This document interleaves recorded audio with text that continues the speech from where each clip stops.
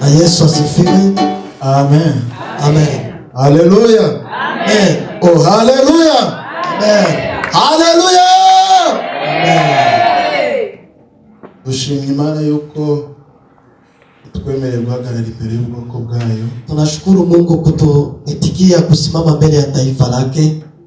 Ntabwo ari akamenyero, si kitu ya kuzoea, nta nubwo ari ubuhanga, na haiko ujuzi, ni imbabazi z'Imana, ni huruma ya Mungu. Amen. Amen. Nitwa MANISHIMWE JeanBaptista. Jina ni MANISHIMWE JeanBaptista. Ndi umupapa, niko baba, abana babiri, batoto mbili. Imana ibahereze umugisha. Mungu wabariki. Amen. Amen. Niyo ubyumvishe bwira mugenzi wawe ngo wakoze kuza. Kama unasikia ambia mwenzako asante kukuya. Oya bimubwire wakoze kuza. Mwambie asante kukuya. Oh, hallelujah. Amen. Imana ibahereze umugisha. Mungu wabariki. Reka nsabe Pastor Chuma. Yesi Pastor Chuma adufashe ijambo ry'Imana tugiye kumvaho. Atusaidie kwa neno yenye tunaenda sikia. Uzana umutima wawe hino. Ulete roho yako hapa karibu. Uzane n'amatwi yawe. Ulete na masikio yako. Igitabo cy'Itangiriro, kitabu ya Mwanzo, ibice 16, sura ni 16, umurongo wa 13. Mstari yake ya 13. Kitabu cy'Itangiriro ibice 16 wa 13.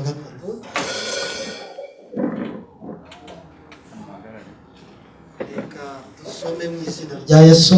Amen.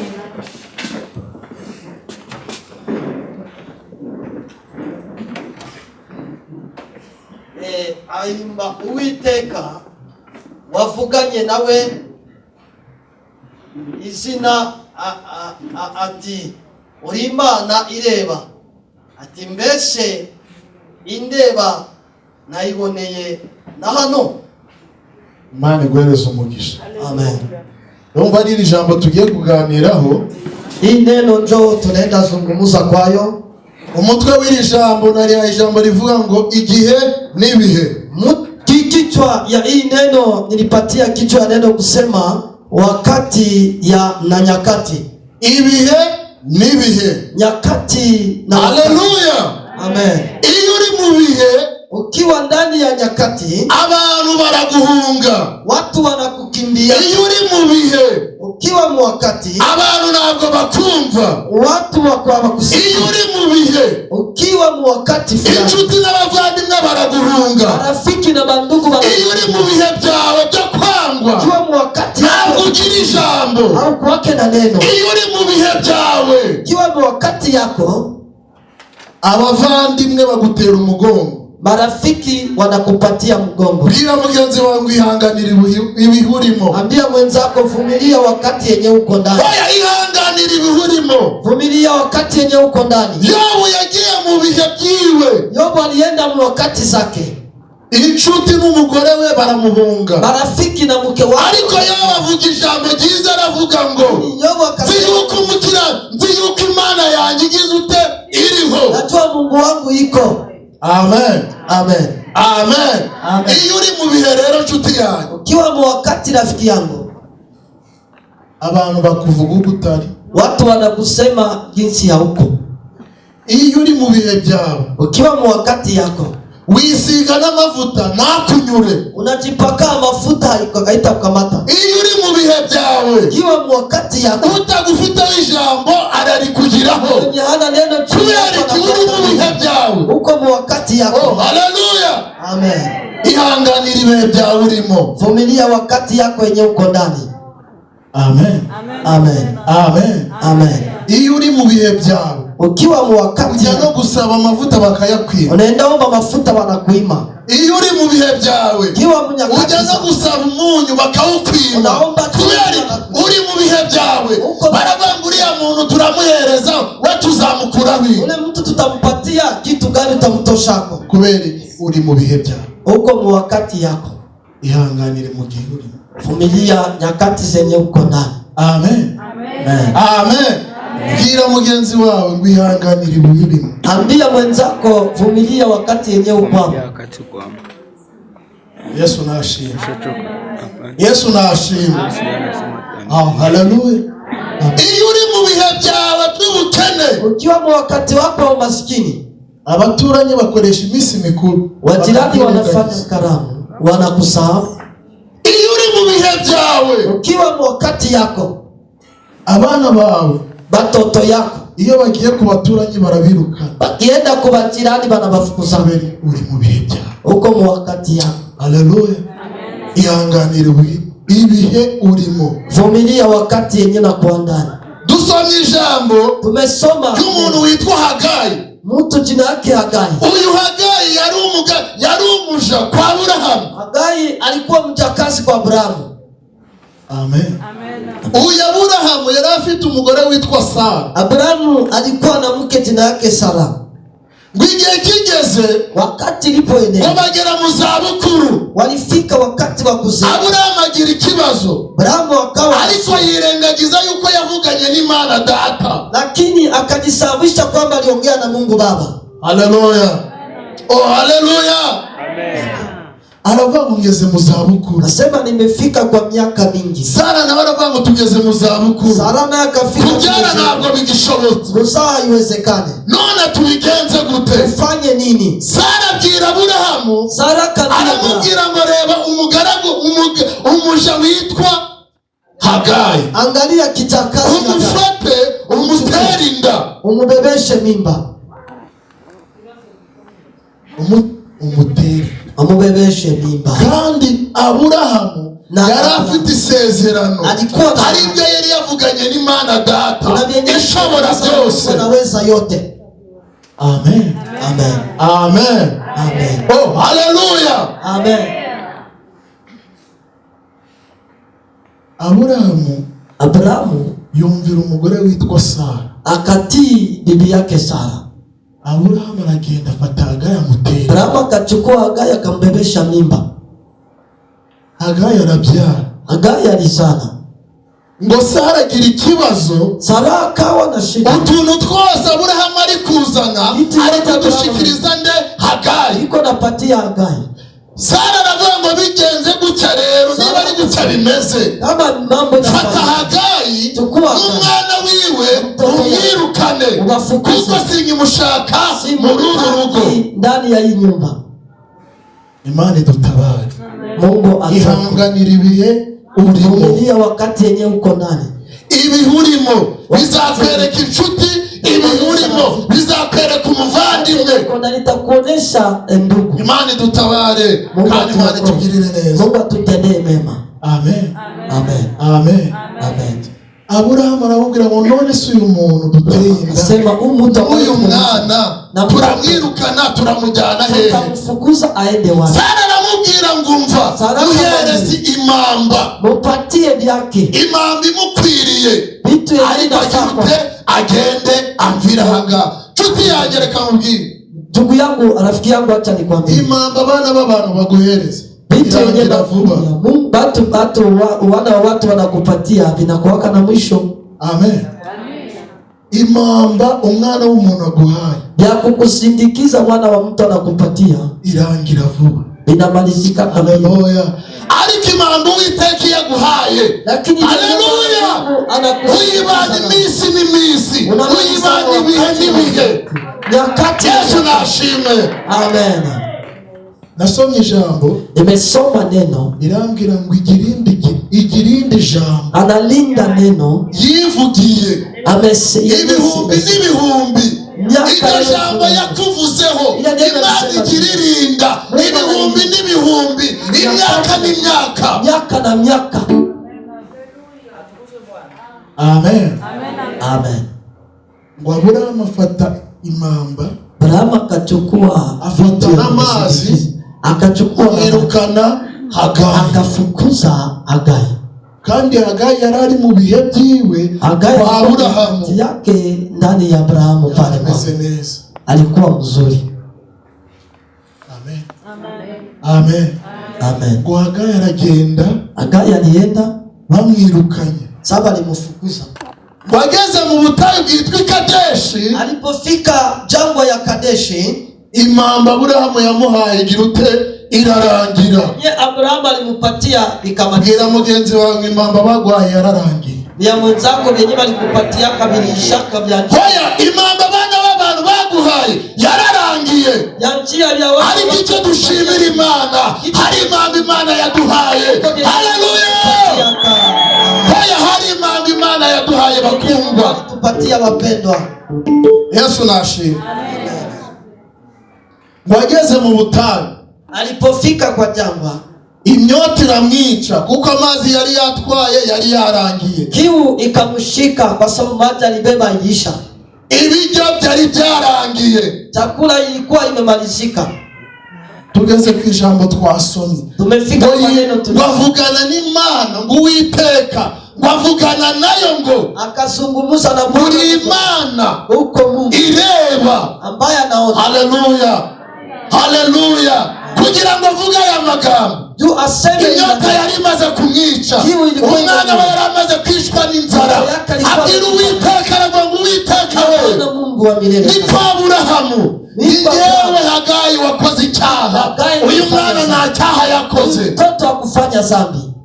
Amen, amen, amen. Jyewe unyice, mimi uniue, ariko uyu mwana lakini nta cyaha yakoze, akufanya dhambi. Wamujugunya, barangije ngo arigendera, akaenda. Aravuga ngo sinshaka kubona umwana wanjye gute apfa, iko na kufa. Haleluya, amen, haleluya. Nayo magambo yavuze, ile maneno alisemaka, wakora ku ndiba y'Uwiteka Imana ikagusa. Amen, haleluya, amen. Yohereza marayika, akatuma malaika mwihute mu butayu, wende kwa jangwa. Amen, amen, amen. Anigumugisha. Haleluya, amen. Bagenda mu butayu, wende kwa jangwa. Hari umuntu uvuze amagambo amara ku mutima, imenigusa kwenye roho. Amen, amen. Ese uri mu bihe byawe wibuka kubwira Imana ijambo, iryo jambo uvuze rigakora ku ndiba y'Uwiteka Imana. Ukiwa mu wakati zako unachoaka kusema neno na inagusa kwenye roho ya Mungu. Cyangwa umeze nka baratwumvishe bavuga ngo mera gikuzimu, au uko sawa wale watu wanasemaka ho mera nenda kuzimu. Bavuga amagambo akanyobera, kuko watu wanasema maneno binanishinda, kinanishinda. Ariko bavuze ngo ngikuzimu, usiku balisema mimi nenda kuzimu, batanga n'ibihamya, bakaleta na bigiye mu mubiri koko ibyo bavugaga byari bikugaragara. Ukienda kwa mwili, hano wabivuze ari inshuti yanjye magara, yani bisema alikuwa rafiki yangu. Ngo Baptista, asema Baptista aje kuzimu sababu anaenda kuzimu. Ejo bundi yatanze umugore warapfa. Siku ilipita alitoa. Kandi bivuze ni inshuti yanjye turirirwa. Bisema ni rafiki. Ikindi kimenyetso ngo umwana we ejo bundi nawe yarapfuye, na mtoto yake siku ilipita. Ejo bundi uko Imana, haleluya, amen, abazi Imana yabo bazakomera. Benye banajua Mungu wao baragukomera, bazagenda bakora iby'ubutwari. Haleluya. Hari ijambo nasomye rirambira ngo urufatira rw'Uwiteka Imana uracyariho, ingali kandi rwanditsweho Uwiteka azabe. Mungu anajua walio wake. Amen, amen. Mungu ibyo bintu Mana ikasikia ile vitu yote ni wewe ubizi, wewe ndio nabii. Amen. Ejo bundi babona Imana imubise imodoka nziza cyane, kaona Mungu ananipatia gari. Hata meza abiri babona Imana mayindi modoka, miezi mbili baragira bava ngo mwaho murebe bindi yatanze kuzimu baramwishuye, bali bamemulipa. Ariko iyo uri mu bihe byawe, ukikuwa mu wakati yako, oya iyo uri mu bihe byawe, ukikuwa mu wakati yako. Amen, wizi imbaraga z'umutima, wewe wizi imbaraga z'umutima. Jangu umuntu wabivuze twarahuye twajyaga tubura akiruka anakimbia. Reka mubwire narakubabari, nimekusamehe kuko ibyo wavuze nawe si weho, na wewe haiko wewe. Haleluya, amen. Yesu nashimwe, amen. Ngo marayika arihuta ageze mu butayu, malaika wa Mungu akafika babwira Hagayi, aramubwira ngo yewe Hagayi wewe Hagayi, wita umwana wawe Wewe usitupe mtoto yako. Amen. Amen. Amen. Oya wita umwana wawe. Usitupe mtoto yako. Kuko amagambo uvuze. Maneno unasema igeze ku ndiba y'Uwiteka. Imefika kwa moyo ya Mungu. Haleluya. Haleluya. Yesu nashimwe. Amen. Amen. Ngwari muri ibyo bihe alipokuwa anavamo ndi kwa Aburahamu nakoze icyaha. Niko kwa Aburahamu nilifanya dhambi. Twari turi kuvuga ku ijambo ryitwa igihe.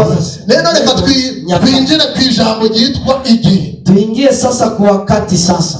Iyo uvuye muri ibyo bihe Imana iguteza intambwe ukizira mu gihe cyawe. Unaingia mu wakati. Iyo ugeze mu gihe cyawe nawe ndibitanga ngo dore kari akagogi dore kari agacucu. Iyo ugeze mu gihe cyawe Imana yakwibutse. Mungu anakukumbuka. Haleluya. Oh haleluya. Amen. Amen. Amen. Uratambuka bakagukomera. Unapitaka banakupigia mikono. Uratambuka bakakubwira ngo mabuja. Unapitaka banakwambia mabuja. Haleluya. Uratambuka bakakubwira ngo nakazi waduha. Hawezi tupatia kazi wewe. Kubera winjiye mu gihe cyawe. Uvuye muri bya bihe byo gusabiriza. Wavuye muri bya bihe handi bari bagufasha ijambo. Imana igushize mu gihe cyawe. Banakuweka wakati yako. Gira mugenzi wawe ngo va mu bihe winjira mu gihe cyawe. Toka mnyakati ingia mu wakati yako. Oya va mu bihe urimo winjira mu gihe cyawe. Zako uingie mu wakati yako. Yobu ari mu bihe byiwe. Inshuti zari zamuvuyeho. Marafiki walikuwa wameondoka. Yobu ari mu bihe umugore amuvaho. Yobu alikuwa mu nyakati mwanamke akaondoka kwake. Yobu ari mu bihe ibintu birarangira. Vitu bikamalizika. Haleluya. Amen. Ariko yinjiye mu gihe cyiwe. Lakini alipoingia mu wakati yake. Hari umugabo witwa Abidododi. Jina Abidododi ule bwana. Haleluya. Amen. Amen. Amen. N'undi mugabo witwa Elifazi. Na mwingine jina yake Elifazi. Ku munsi wa nyuma Yobu ava mu bihe yinjira mu gihe cyiwe. Wakati alikuwa anatoka mu nyakati iko naingia. Abo bantu nibo bakomeje gutindana nawe. Bale batu njo balikawia. Bageze mu nzira. Saba alifika. Baramunegura. Wakamusengenya. Bamuneguye Imana irabumva. Walipomusengenya Mungu akasikia. Ngo barangije Imana irababwira ngo weho. Sasa Mungu akamwambia Elifazi. Uneguye umugaragu wanjye witwa Yobu. Kubera ibihe yararimo. Kubera ikosa wakoze ryo kumunegura. Genda mu nka zawe. Ukuremo inka nziza 10. Uzishorere uzizanire nde Yobu. Nawe Abidododi. Wavuze umugaragu wanjye nabi. Genda mu ihene zawe ukuremo ihene nziza 10. Tosha mbuzi ubizane ulete ubijyanire Yobu. Bebe Yobu. Haleluya. Uruke mu gitondo Yobu abona abo bagabo. Yobu akaona wale banaume. Arababaza bite bya. Akawauliza ni nini habari zenu? Baramubwira ngo reka tukubwire. Kamwambia acha tukwambie. Imana yawe Mungu wako. Haleluya. Imana yawe wako yatugendereye. Ametupeleka. Yatwumvisha turi gutaha. Amesikia turi kukunegura. Tuko tunakusengenya. Imana yawe yatwumvisha. Ametusikia. Amen. Imaze kutwumva. Kisha kutusikia. Iduca amande. Akatukata amande. Gira mugenzi wangu Imana igucira amande yo bakuvuga. Mungu akukatia amande kwa benye biko banakusemea. Hari abatuvuga nabi twatandukanye nabo. Wenyewe banatusema mubaya na ariko turi kumwe nabo. Lakini tukiwa pamoja twigiraho inshuti. Wanatufanya bana. Ariko tumaze gutandukana nabo. Kisha kuachana na wao. Uzababona. Utaona zaje bagucira amande. Mungu atakuwa anakata amande wale watu. Amen. Yobu yinjira mu gihe cyiwe. Yobu akaingia mu wakati yake. Umuntu utari ufite na sumbirigi. Mtu mwenyewe kukwaka kama mu gitondo mu rugiwe hari inka 10 n'ihene 10 na mbuzi 10. Haleluya. Haleluya. iyo winjiye mu gihe cyawe, ukiingia mu wakati yako, abantu baragushaka, watu wanakutafuta, bakavuga ngo twari twarakubuze, wanasema tulikuwa tumekukosa. bakuburiye hehe? Barakurebaga bakagukwepa. Kuona wanakukwepa juu ya nini? Bagukwepa uri mu bihe, ariko kubera winjiye mu gihe cyawe, bagiye kuvuga ngo barakubuze, wanasema wamekukosa. Amen. Amen. Oya, bakuburiye he? Wamekukosea wapi? Mubana mu mudugudu, munaikala kwenye mudugudu, mubana mu mbuga ngari, unakaa nao kwenye mbuga ngari, ariko uri mu bihe byawe, lakini ukiwa mu wakati barakubonaga bakagukwepa. walikuwa wanakuona. Haleluya. Icyo dushimira Imana, kitu tunashukuru Mungu, yavuze ngo igirinde ijambo ryayo, analinda neno rya jambo yakuvuzeho rirasohoye mu izina rya Yesu, rikuvanye muri bya bihe wari urimo, rikwigize mu gihe cyawe. Haleluya.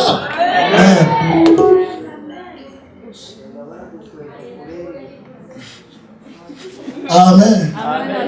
Oya, iri mu bihe byawe, ukiwa mu nyakati zako barakwihisha, wanajificha kwako, ariko kuko hari icyo yakuvuze, kwa sababu ko kenye Mungu alisema kukivuga, kisha kukusema icyo yakuvuze, ile alisema ikirinda imyaka n'imyaka, analinda ile kitu miaka na miaka. Iryo jambo igiririnda, ile neno analinda ibihumbi n'ibihumbi, miaka na miaka.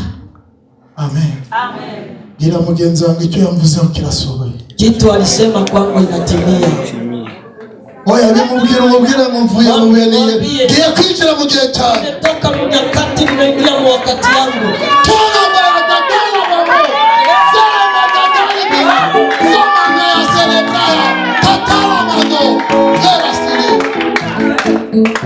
Oya, uvuye mu bihe byawe, nimetoka mu nyakati zako, ninjiye mu gihe cyawe, nimeingia kwa nyakati icyo yakuvuzeho kirasohoye, inatimia.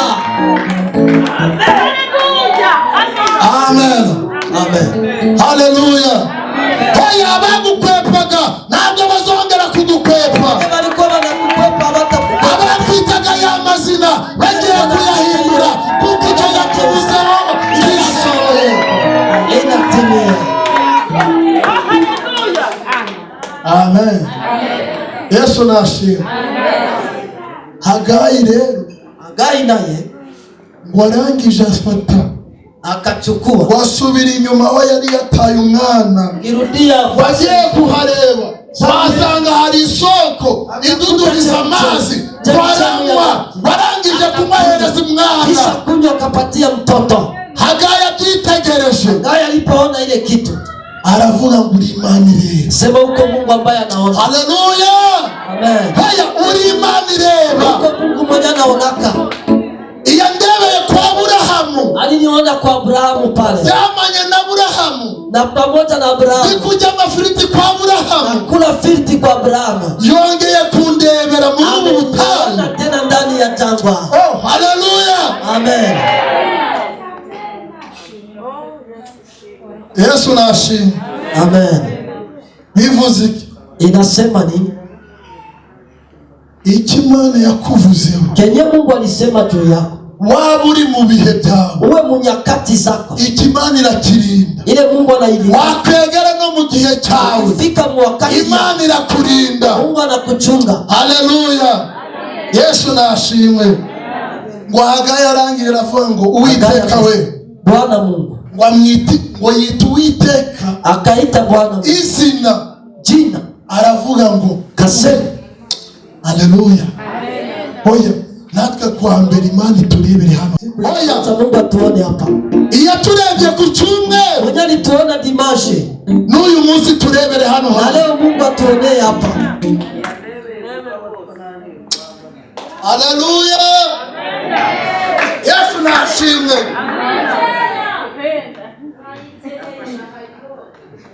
Amen. Amen.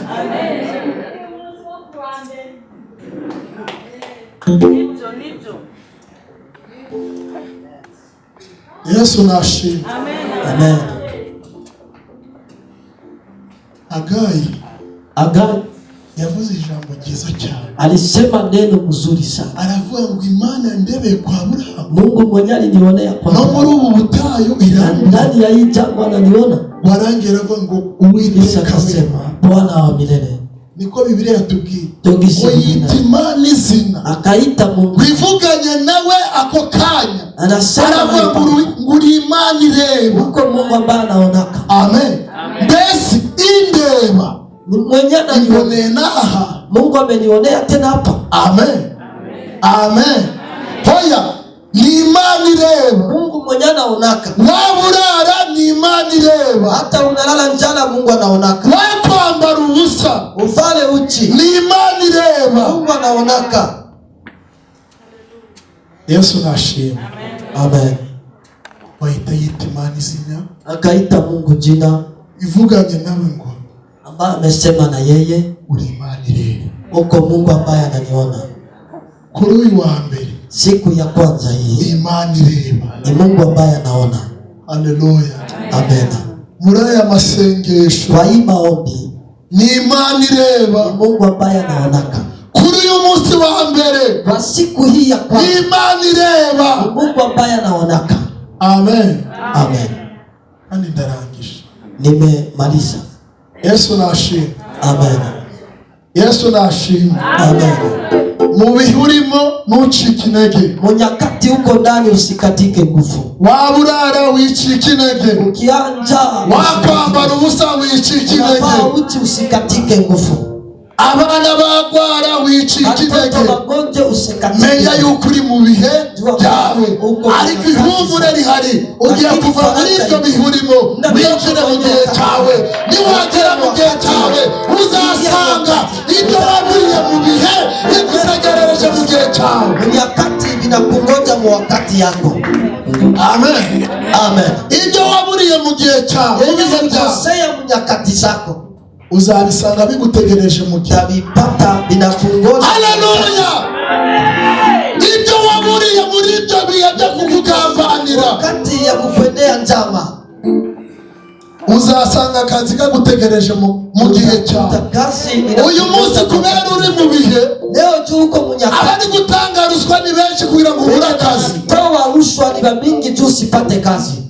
Uyu munsi mpamvu utari gushaka abarozi ni benshi bari mu bihe bari muri ibi bihe urimo. Ariko niwagera mu gihe cyawe uzabura abarozi kubera Imana ya Mungu. Haleluya.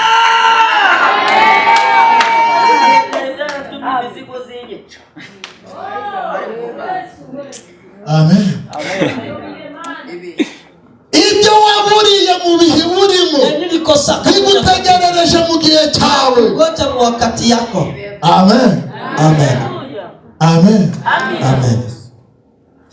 Ibyo waburiye i Kadeshi ulikosea uzabisanga i Sarafati. Utavipata. Haguruka dusenge Imana. Usimame tuombe Mungu.